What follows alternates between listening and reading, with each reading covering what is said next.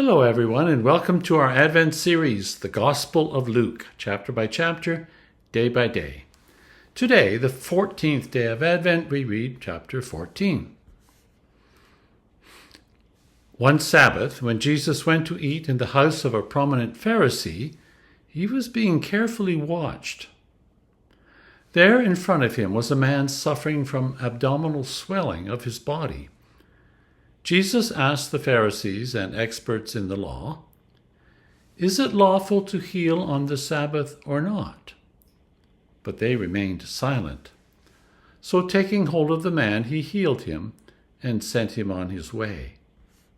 Then he asked them, "If one of you has a child or an ox that falls into a well on the Sabbath day, will you not immediately pull it out?" And they had nothing to say. When he noticed how the guests picked the places of honor at the table, he told them this parable. When someone invites you to a wedding feast, do not take the place of honor, for a person more distinguished than you may have been invited. If so, the host who invited both of you will come and say to you, "Give this person your seat." Then, humiliated, you will have to take the least important place. But when you are invited, take the lowest place, so that when your host comes, your host will say to you, "Friend, move up to a better place." Then you will be honored in the presence of all who sit at table with you. For all who exalt themselves will be humbled, and those who humble themselves will be exalted. Then Jesus said to his host, "When you give a luncheon or dinner, do not invite your friends, your brothers and sisters or relatives, or your rich neighbors. If you do, they may invite you back so that you will be repaid. But when you give a banquet, invite the poor, the crippled, the lame, the blind, and you will be blessed. Although they cannot repay you, you will be repaid at the resurrection of the righteous."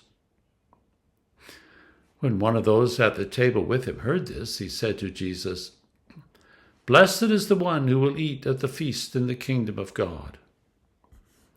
Jesus replied, "A certain man was preparing a great banquet and invited many guests. At the time of the banquet, he sent his servant to tell those who had been invited, 'Come, for everything is now ready.' But they all alike began to make excuses. The first said, 'I have just bought a field, and I must go and see it. Please excuse me.'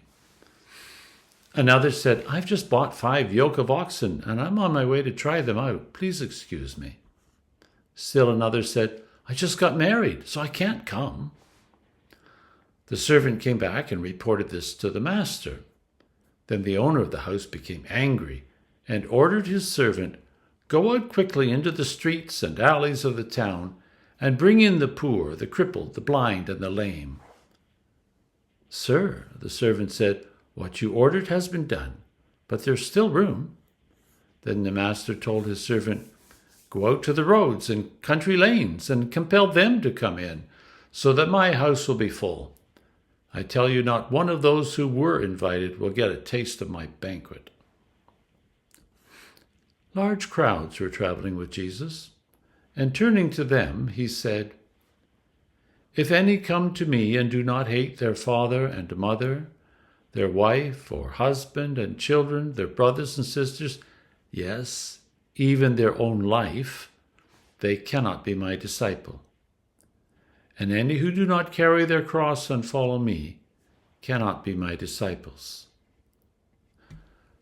Suppose one of you wants to build a tower. Will you not first sit down and estimate the cost to see if you have enough money to complete it? For if you lay the foundation and are not able to finish it, everyone who sees it will ridicule you, saying, 'This person began to build and was not able to finish.' Or, suppose a king is about to go to war against another king. Will he not first sit down and consider whether he is able with 10,000 soldiers to oppose the one coming against him with 20,000? If he is not able, He will send a delegation while the other is still a long way off and ask for terms of peace. In the same way, any of you who do not give up everything you have cannot be my disciple. Salt is good, but if it loses its saltiness, how can it be made salty again? It is fit neither for the soil nor for the manure pile. It's thrown out. Whoever has ears to hear, let them hear. That's the end of chapter 14. Please join us tomorrow for chapter 15 as we continue our Advent journey through the Gospel of Luke. Bye for now.